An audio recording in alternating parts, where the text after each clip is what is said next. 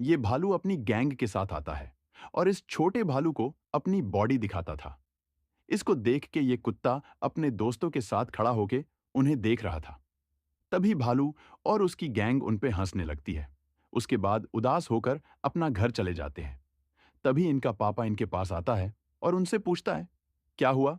तब वो बताते हैं कि जिम जाना है।